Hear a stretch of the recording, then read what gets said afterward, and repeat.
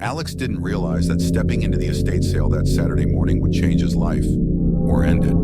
The old house had an air of decay, its windows cloudy and the scent of mildew hanging heavily in the air. Most of the items scattered around were junk, but Alex, a collector with an eye for unique things, was drawn to the far corner of the living room, where an old dusty painting leaned against the wall. It stopped him cold. The painting depicted a solemn woman dressed in a dark Victorian gown, her hollow eyes staring out as though they were searching for something beyond the frame. Her skin was pale, almost sickly, and her long, delicate fingers rested against a chair carved with intricate designs. The background of the painting was shadowy, indistinct, but the details of the figure were hypnotic. There was something about her, something unnerving. "What's the story with this one?" Alex asked the estate sale host, his voice betraying his unease. The host shrugged.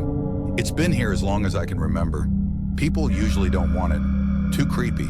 Creepy didn't stop Alex. He bought the painting for next to nothing and took it home, convinced it was a rare find. He hung it in his living room, positioning it on the wall across from the couch. At first, he couldn't stop staring at it, captivated by its unsettling beauty. But soon the enchantment wore off, only to be replaced by something far darker. That night, Alex sat alone in his living room. The air was heavy, silent. Only the painting seemed alive in the dim light. He swore the woman's gaze followed him when he moved. The first strange thing happened the next morning. Alex awoke to find the painting different. The woman's hand, which had originally rested on the chair, now hung by her side, as if she'd stood up. Alex laughed nervously, chalking it up to his imagination, or fatigue. But as the days passed, the changes became undeniable. Her expression, once solemn, twisted into a grimace of anger. Her shoulders shifted. She seemed closer to the edge of the frame. Even worse, he started hearing things. At first, it was whispers, faint, scratchy voices echoing through the room at night. Alex searched for explanations. Maybe it was his neighbors? A vent? His mind playing tricks? But as the days turned into weeks, the whispers transformed into full-fledged screams. Inhuman cries erupted from the painting each night, crescendoing in blood-curdling anger as the woman's glare became unbearable.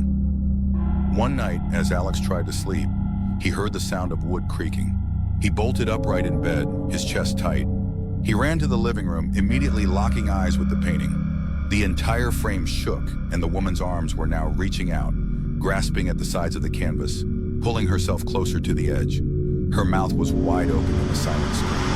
Alex's voice. He grabbed the painting, yanking at the frame, desperate to get it off the wall.